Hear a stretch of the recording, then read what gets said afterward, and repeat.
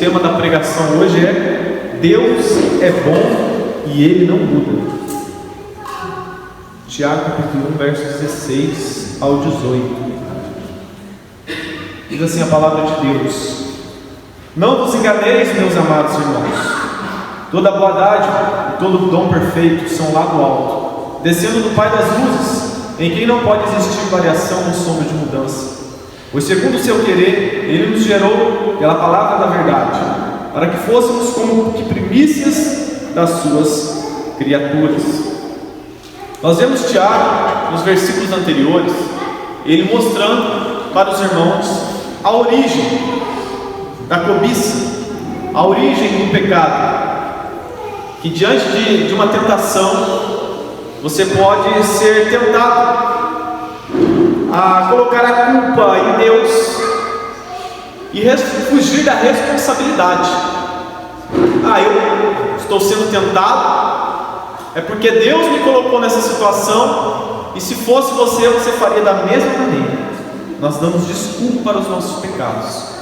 Isso aconteceu desde lá do Éden. Adão pecou e ele colocou a culpa em Eva. Ele disse a Deus: eu comi do fruto porque foi a mulher que tu me deste. Colocou a culpa na mulher e colocou a culpa em Deus. Então nós vemos que o ser humano, ele quer fugir da responsabilidade. Tiago, ele mostra que a origem do pecado, a origem da cobiça, está dentro do coração do homem, e que nós não devemos colocar a culpa em Deus. Se estou passando por uma provação, estou num momento difícil, estou com um desejo forte de pecar, isso não vem de Deus, isso vem do meu coração, que é corrupto e desesperadamente enganoso. E aí agora no verso 16, Tiago, ele vai fazer um contraste, ele vai mostrar a origem do bem, que desce do Pai das luzes. Ele vai dizer que toda boa dádiva e todo dom perfeito vem lá do alto, do Pai das luzes, em quem não pode haver variação nem mudança. Então agora ele mostra a origem da boa dádiva, do dom perfeito. E ele começa dizendo, no verso 16: não vos enganeis, meus amados irmãos. Não se enganem a respeito desse assunto. Existe uma ameaça a respeito desse assunto. Vocês podem errar, vocês podem estar enganados. Não vos enganeis. Quando olhamos para 1 Coríntios, no capítulo 6, do verso 9 ao 10, ali Paulo ele usa também esse termo: não vos enganeis. E ele diz: ou não sabeis que os injustos não herdarão o reino de Deus? Não vos enganeis. Nem impuros, nem idólatras, nem adúlteros, nem efeminados, nem sodomitas, nem ladrões, nem avarentos, nem bêbados, nem maldizentes, nem roubadores herdarão o reino de Deus. Quando olhamos também para 1 Coríntios capítulo 15, Paulo também ele diz: não vos enganeis, as más conversações corrompem os bons costumes. Em Gálatas capítulo 6, Paulo também utiliza novamente esse termo: não vos enganeis, de Deus não se zomba, pois aquilo que o homem semear, isso também ceifará. Então Tiago ele usa esse termo para mostrar que era grave o que eles estavam fazendo, ou poderiam fazer, de colocar a culpa em Deus. Eu pequei, isso foi culpa de Deus.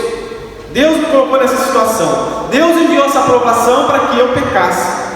E ele usa esse termo conhecido da época, um termo para mostrar que era algo perigoso: não vos enganeis.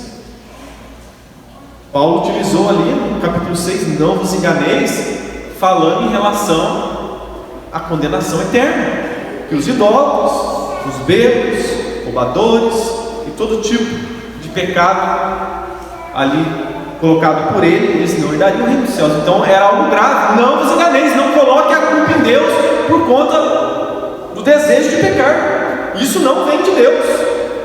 E devemos ter essas coisas claras diante de nós. Deus não tenta os seus filhos. Ele não induz os seus filhos ao erro. Porque Deus não é o autor do meu pecado. O pecado vem do meu coração.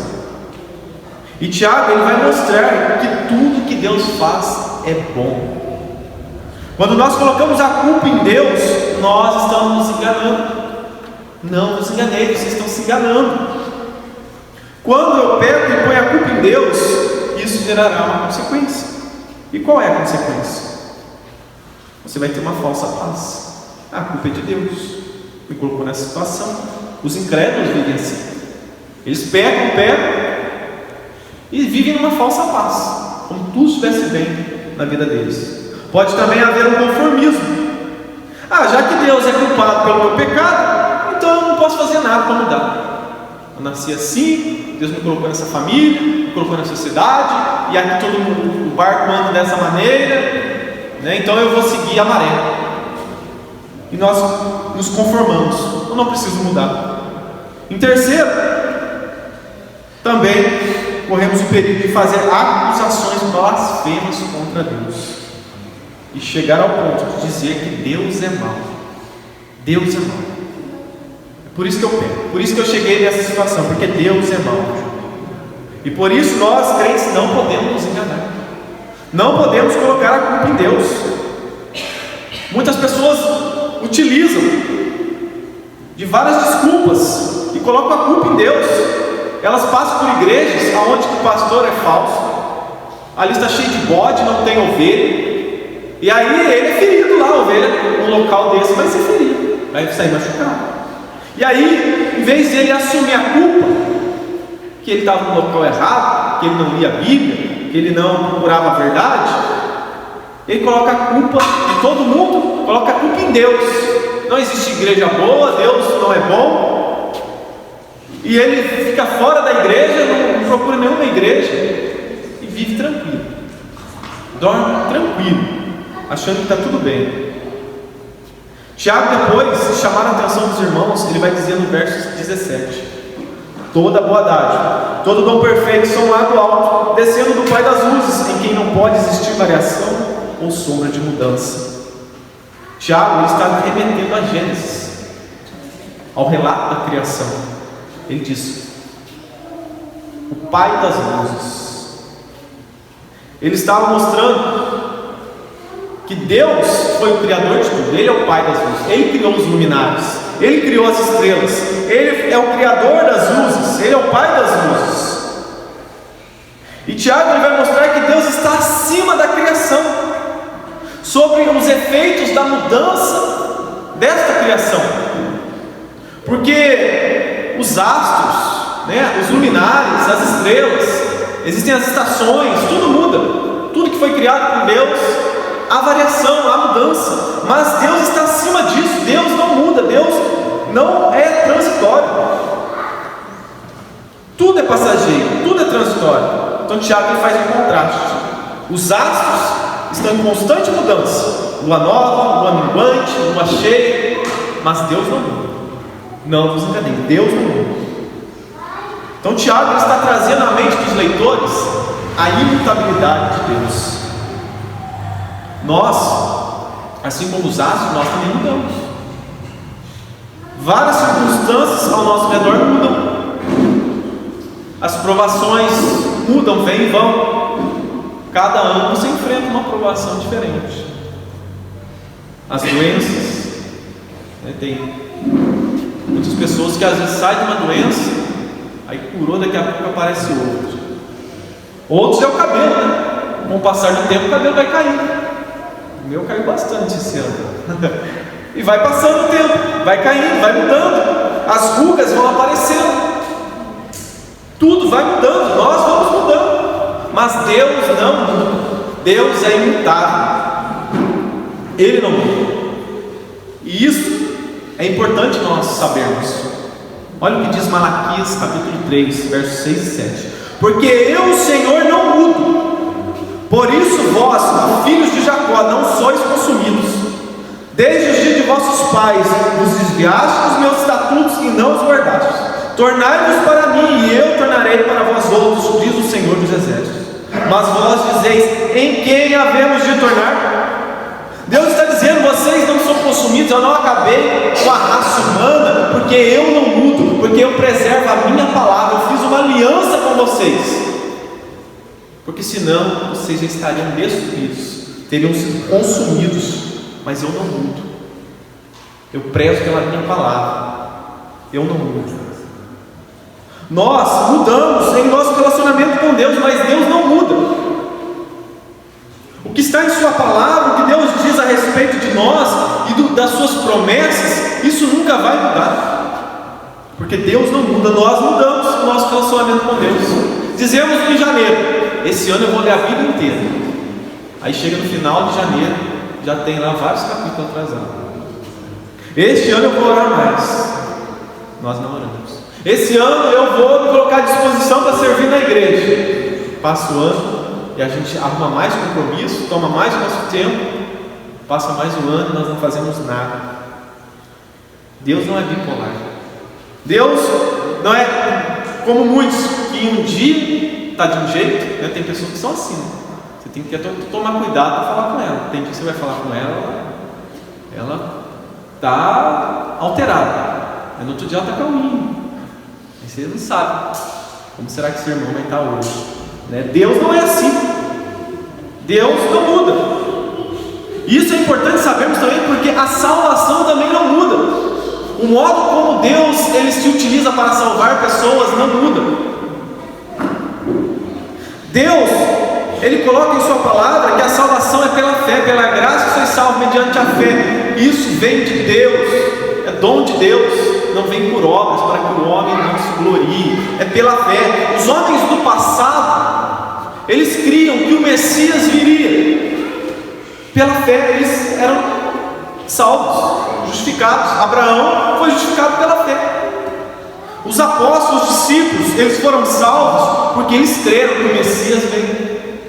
E nós olhamos para trás, pela fé nós cremos que há 2000 anos atrás o Messias veio, o Salvador, ele veio. Então por isso somos salvos. Deus não muda. Você não vai ser pego de surpresa. Não, até Jesus a salvação era de um jeito, depois de Jesus mudou. Você foi pego de surpresa. Não. Isso nos traz segurança. A salvação é pela fé somente. Deus não evoluiu também. Deus era um Deus mau e agora Deus é um Deus bom. Deus evoluiu, Deus vai aprendendo com a criação. Isso é uma teologia herética que é chamada de teologia do processo, aonde diz que Deus está aprendendo conosco. Por isso dizem, né, o homossexualismo era pecado, hoje não é. Deus evoluiu, Deus agora entende o homem. Deus vai aprendendo com o homem. Imagine um Deus soberano aprendendo com um homem pecador, miserável. Eles dizem, as coisas evoluíram, então Deus aprendeu. Isso é um ataque à doutrina bíblica. E um exemplo para nós entendermos mais a respeito dessa imutabilidade de Deus, que Deus não muda. E Tiago ele usou o recurso da sua época, que muitos utilizavam, que era dos astros, né, que estavam em constante mudança. Nos anos 80 e 90, aqueles que são mais velhos, eles lembrarão disso. O Brasil passou por uma hiperinflação de 80%. Os mais pobres gastavam tudo em comida. Se você fosse de manhã no supermercado, era um preço. Chegava de tarde, era outro. De noite, era outro. Existiam várias etiquetas, o preço mudava toda hora. E por conta disso, quando o pai de família recebia o seu salário, ele já comprava tudo em mantimento, para estocar, né, o alimento. Por isso que nós temos a nossa cultura aqui no Brasil de fazer a compra do mês, né? Já preocupado em que o alimento dê até o final do mês, até o próximo salário. Em outros países eles fazem, compram toda semana, né, todo dia. Aqui no Brasil nós temos essa cultura muito influenciada por isso. Então tinha várias etiquetas que sempre estavam mudando o preço. Deus não é dessa maneira.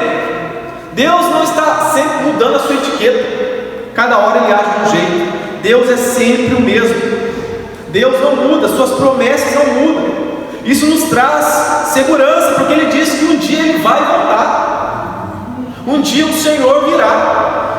Assim como Ele foi, subiu as nuvens e os homens ficavam olhando para Ele, os anjos disseram: do mesmo modo que Ele subiu, Ele vai voltar. E por isso nós temos a certeza, porque Deus não muda. Nós temos a garantia. Nós também temos a garantia que um dia nós ressuscitaremos com Ele, porque Ele disse que um dia Ele virá e nós teremos um corpo glorificado, teremos novos céus e nova terra. Ele não muda, Ele preza pela Sua palavra. Temos a promessa da salvação, temos a promessa da habitação do Espírito Santo, de quando nós nascemos e quando nós nos arrependemos dos nossos pecados, Ele enviará o Espírito Santo para nos selar. Temos essa promessa, Ele não muda. A palavra de Deus não muda, a moral de Deus não muda. Muitos acham: mas o Deus do Antigo Testamento é diferente do Novo. O Deus do Antigo Testamento era malvado, do Novo Ele é bonzinho. A pessoa precisa ler mais a Bíblia. Deus é graça e justiça no Antigo Testamento, e Deus é graça e justiça no Novo Testamento. Deus foi gracioso com os ninivitas. Deus foi gracioso com Raabe, a prostituta.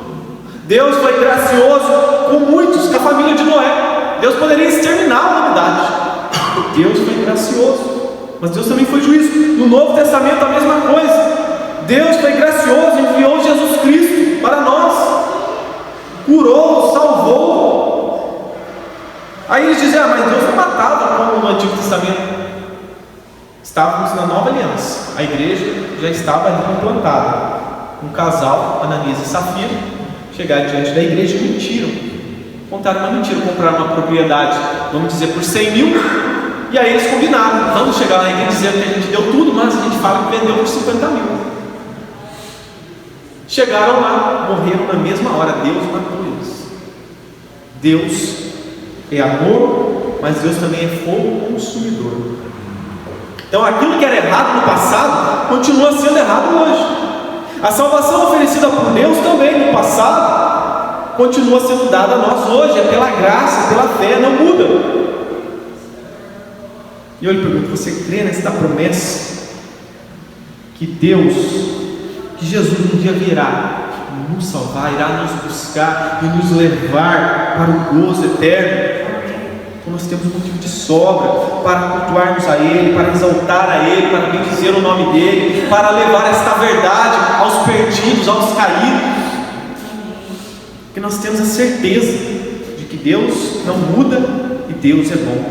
Tiago, no verso 17, também diz: toda boa dádiva, todo bom perfeito vem do alto. Tudo que Deus faz é bom e perfeito. São expressões sinônimas. Isso nos leva para Gênesis também. Lembra quando Deus disse: olhei e fiz isso, e era bom. Olhei e fiz isso, e tudo era bom. Fiz o homem, era tudo muito bom. Isso nos leva para Gênesis. Então logo esse Deus não muda, jamais Ele empurraria os seus filhos para a lama do pecado. Deus não faria isso com os seus filhos. No verso 18 ele vai dizer: pois segundo o seu querer Ele nos gerou pela palavra da verdade, para que fôssemos como que primícias das suas criaturas. Ele usa a palavra que gerou, né? Foi concebido. Ele nos gerou. Então aqui nós temos um contraste com o versículo 15, porque no versículo 15 Tiago ele diz: então a cobiça, depois de haver concebido. E agora ele faz um contraste. No versículo 15 ele estava falando em relação ao pecado. Haver concebido dá luz ao pecado. O pecado, uma vez consumado, gera morte. Agora ele vai dizer no verso 18 que Deus nos gerou. Um contraste com o verso 15. Ou seja, o pecado gera morte, mas Deus, Ele gera vida. E no verso 18 nós vemos a soberania de Deus. Ele nos gerou, pois segundo o seu querer Ele nos gerou. Então a vontade de Deus é o motor da nossa salvação. Não foste vós que escolheste a mim, mas eu vos engolir a vós outros. Se Deus não agisse no nosso coração, nós nunca buscaríamos a Deus. Muitos dizem, né? Eu creio no livre-arbítrio. Todo mundo de joelho não crê no livre-arbítrio. Porque quando você ora para alguém que é ímpio, um parente seu, que está lá aprofundado no pecado, coração duro. Qual que é a sua oração? Senhor, muda o coração dele, transforma a vida dele, muda a sua vontade. Você está interferindo no arbítrio dele. Então precisamos primeiro que Deus age em nossos corações e mude as nossas vontades, os nossos pensamentos, para que então possamos aceitar a Ele e buscar a Ele. Então nós vemos a soberania de Deus, que é segundo o seu querer, Ele gera. Não foi isso que João Batista disse lá para os fariseus e escribas? Não digam que vocês são filhos de Abraão.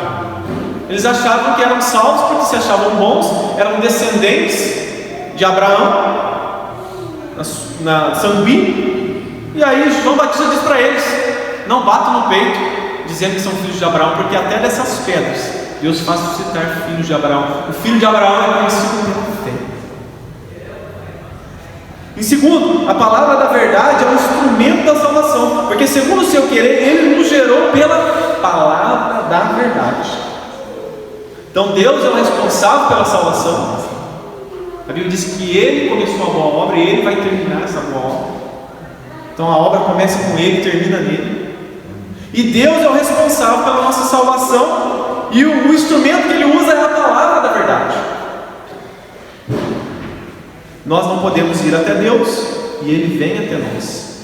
Romanos 8 vai dizer: sabendo que todas as coisas cooperam para o bem daqueles que amam a Deus, daqueles que são chamados segundo o seu propósito, porquanto aos que antemão conheceu também os predestinou para serem conformes à imagem de seu Filho, a fim de que ele seja o primogênito entre muitos irmãos. E aos que predestinou, a esses também chamou, e aos que chamou, a esses também justificou, e aos que justificou, a esses também glorificou. Efésios capítulo 1, verso 3: bendito Deus e Pai de nosso Senhor Jesus Cristo, que nos tem abençoado com toda sorte de bênção espiritual nas regiões celestiais em Cristo, assim como nos escolheu nele antes da fundação do mundo, para sermos santos e irrepreensíveis perante Ele, e em amor nos predestinou para Ele, para a adoção de filhos, por meio de Jesus Cristo, segundo a minha e sua vontade, segundo o meu livre-arbítrio? Não, segundo o beneplácito da sua vontade. Deus nos salvou. Aqueles que defendem o livre-arbítrio, eles dizem que Jesus não veio para nos salvar. Eu vi em um debate, um camarada dizendo assim: ó, que Jesus veio para nos tornar salvíficos. Ele veio, fez a obra, mas não veio para salvar. Se todo mundo dizer não, ninguém é salvo. Se todo mundo dizer eu não quero Jesus, não vai ter ninguém salvo. Então Ele não veio para salvar, Ele veio para deixar você com condições de ser salvo. Não, Jesus veio, Ele desceu, porque nós não poderíamos subir até Ele. Estávamos mortos em nossos delitos e pecados, é o que a Bíblia diz. Nós não queríamos a Deus, nós éramos inimigos de Deus. Paulo vai dizer: não há um justo nenhum sequer, não há quem busque a Deus, não há nenhum sequer. Para não deixar dúvida, ninguém queria. Então Deus, Ele precisou descer para nos salvar. Aí Jesus veio, morreu na cruz do Calvário, foi humilhado, para a pessoa continuar dizendo não. É um Deus fraco, é um Deus que não salva, é um Deus que deixa a salvação na mão do homem. Efésios capítulo 1: nele digo, no qual fomos também feitos herança, predestinados segundo o propósito daquele que faz todas as coisas conforme o conselho da sua vontade. Ele é soberano. 2 Timóteo capítulo 1, verso 8: não te envergonhes, portanto, do testemunho de nosso Senhor, nem do seu encarcerado, que sou eu. Pelo contrário, participa comigo nos sofrimentos a favor do Evangelho, segundo o poder de Deus, que nos salvou e nos chamou com santa vocação, não segundo as nossas obras, mas conforme a sua própria determinação e graça, que nos foi dada em Cristo Jesus antes dos tempos eternos. Deus já havia nos escolhido, nos predestinou antes da fundação do mundo. Então a salvação pertence a Deus, Ele nos gerou. Tiago diz também que o instrumento é a palavra da verdade. E o que é a palavra da verdade? Poderíamos dizer que é a palavra verdadeira, que é o próprio Evangelho. É o próprio Evangelho. Efésios capítulo 1 nos deixa claro em relação a esse termo, a palavra da verdade. Diz assim: em quem também vós, depois de ouvir a palavra da verdade, o Evangelho da vossa salvação. Então aqui ele explica, a palavra da verdade e o Evangelho da vossa salvação. Tende nele também crido, foste selados com o Espírito da promessa. Colossenses capítulo 1: por causa da esperança que vos está preservada nos céus, do qual antes ouvistes pela palavra da verdade do Evangelho. Então, a palavra da verdade é o próprio Evangelho. 1 Timóteo capítulo 1, verso 15: fiel é a palavra e digna de toda aceitação, que Cristo Jesus veio ao mundo para salvar os pecadores, do qual eu sou o principal. Fiel é a palavra da verdade. Então, é por meio da palavra que os pecadores são salvos. É o instrumento que Deus usa. Tiago capítulo 1, verso 21, Tiago vai dizer: portanto, despojando de toda impureza e acúmulo de maldade, acolhei com mansidão a palavra em vós implantada, a qual é poderosa para salvar a vossa alma. Eu vou falar mais 3 versículos aqui. 4 versículos. Por que eu vou dar ênfase nisso? Estou mostrando vários versículos. Depois você vai entender. Para confirmar que a pregação, a salvação é gerada por Deus, mas o instrumento que Deus usa é a palavra. João 17:20: não rogo somente por estes, mas também por aqueles que vierem a crer em mim por intermédio da sua palavra. Romanos 10: porque todo aquele que invocar o nome do Senhor será salvo. Como, porém, invocarão aquele em quem não creram? E como não crerão naquele de quem nada ouviram? E como ouvirão, se não há quem pregue? E como pregarão se não forem enviados, como está escrito: conformosos são os pés que anunciam coisas boas. Mas nem todos obedeceram ao Evangelho, pois Isaías diz: Senhor, quem acreditou na nossa pregação? E assim a fé vem pela pregação, e a pregação pela palavra de Cristo. 1 Coríntios capítulo 1, verso 21: visto como na sabedoria de Deus o mundo não conheceu por sua própria sabedoria, aprove a Deus salvar os que creem pela loucura da pregação.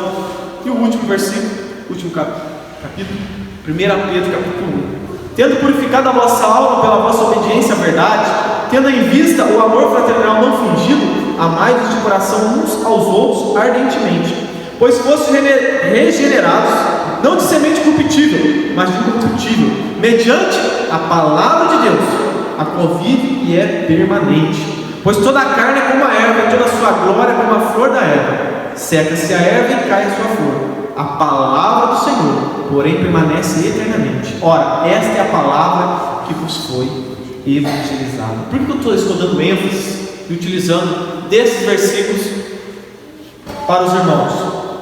Porque hoje o mundo gosta, e as falsas igrejas inventam um monte de loucura. Eles dizem que para trazer o pecador não precisa muito da palavra, não. E aí eles usam um monte de artifício mundano, um monte de estratégia mundana, querendo atrair as pessoas e dizendo que Deus salva através de dança, de teatro, de cantoria. Por que eu li vários versículos? Para mostrar que a salvação, o instrumento que Deus usa é a palavra. É a palavra de Deus. Uma certa vez, uma jovem, talvez muitos conhecem, era da minha época, da época lá do PlayStation, que dava o PlayStation na TV, que é da Priscila Alcântara, do Yudi, aqueles dois jovens da época. E dizem que eles se converteram. E a Priscila Alcântara, ela chamou o Yudi para um podcast, uma entrevista. E ele é dançarino, acho que dança hip hop ou alguma coisa assim. E agora eles dizem que se converteram. E aí, a Priscila Alcântara vira para o Yudi e diz: abusar da arte da pregação. A dança do Yudi com certeza vai salvar muita gente. Quantas pessoas podem sentir Deus olhando os movimentos dele? É um absurdo. Deus agora salva através de dancinha. Esse é um dos motivos, irmãos. Quem for fazer o curso mesmo vai saber. Nós não temos dança. A dança, ela é exibição. Ali a pessoa está se exibindo, né? Então não vai te ajudar a adorar a Deus. Pelo contrário, vai tirar a sua atenção. Quando você está querendo se concentrar para adorar a Deus, você vai ver as moças ali, né? O rapaz até hoje tem isso, dançando ali. Vai tirar a sua atenção e é puro exibicionismo. Não tem nada ali que vai te ajudar a glorificar a Deus. Então o mundo gosta e inventa essas aberrações, dizendo que a pessoa pode ser salva através da dança. Há um padre chamado São Francisco de Assis que ele disse: pregue o evangelho em todo tempo, se necessário use palavras. Ele tirou isso aí do primeiro capítulo de Heresias, porque isso não está na Bíblia. Pregue o evangelho em todo tempo, se necessário use palavras. Não, nós lemos vários versículos que Deus ele se utiliza da palavra. Não há quem salve, não há quem ouve, porque não há quem pregue. Então a salvação ela é exclusiva pelo ouvir. A fé vem pelo ouvir a palavra de Deus. Então a palavra da verdade, ela precisa de palavras, ela tem sujeito, verbo e predicado. Jesus Cristo veio ao mundo para salvar pecadores. Tem sujeito, verbo e predicado. Claro que o nosso testemunho pesa. O nosso testemunho pesa. A Bíblia diz que o testemunho de Paulo, né, serviu para toda a guarda preteriana. Mas a salvação veio pela palavra, que Paulo pregava. É por meio da palavra que somos gerados, diz Tiago. Ele nos gerou para quê? Para que ele nos gerou? Pois segundo o seu querer, ele nos gerou pela palavra da verdade, para que fôssemos como que primícias das suas criaturas. Ou seja, primícias, a primeira colheita dos frutos. Paulo ali usa esse termo também em 1 Coríntios capítulo 15. Jesus ressuscitando é a primícia dos que dormem. Tiago ele está focando agora no futuro. Ele está nos lembrando que Deus fará novas todas as coisas. Nós, como crentes, somos uma amostra de que o que aconteceu no nosso interior, o nosso novo nascimento, a nossa nova regeneração, a nossa nova mente, a nossa nova vontade.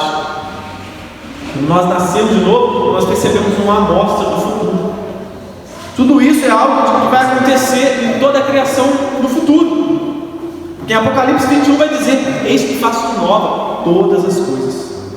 Então nós já temos uma amostra. Aquele que nasceu de novo, ele recebeu o Espírito Santo, ele anda em novidade de vida. Antes, quando nós não tínhamos o Espírito Santo, nós não éramos escravos do pecado. Nós não tínhamos forças para vencer o pecado. Mas agora que nós somos uma nova criatura, nós temos o Espírito Santo, nós podemos dizer não para o pecado. Nós não somos mais escravos do pecado. Se você tem passado por tentações, provações, pecados que você tem levado, busque a Deus, se encha do Espírito Santo de Deus, e você vai vencer esse pecado, porque agora você não é mais escravo do pecado. Não dê desculpa. Eu não consigo vencer. Se você não consegue vencer, talvez ou você não nasceu de novo, você não tem o Espírito Santo de Deus. Então clame a Deus, peça por misericórdia para que o Espírito Santo venha habitar em você. Talvez você já foi salvo, você tem o Espírito Santo, mas você não vive cheio do Espírito Santo. Você passa a semana inteira se enchendo de coisas carnais, assistindo coisas carnais, dando em roda e conversas carnais. E aí, a luta que milita dentro de nós, que é a carne contra o Espírito, a carne vai vencer. Então nós precisamos a todo momento ser cheios do Espírito Santo de Deus. Paulo ele vai trazer uma exortação para os irmãos da igreja de Corinto: não vos embriagueis com vinho onde há dissolução. Nós aceitamos esse versículo. Nós aceitamos. O beberrão não entrará no reino dos céus. Todo mundo concorda. Mas é mandamento também. Mas enchei-vos do Espírito Santo. Não é só mandamento não nos embriagar com vinho. É mandamento também ser cheio do Espírito Santo.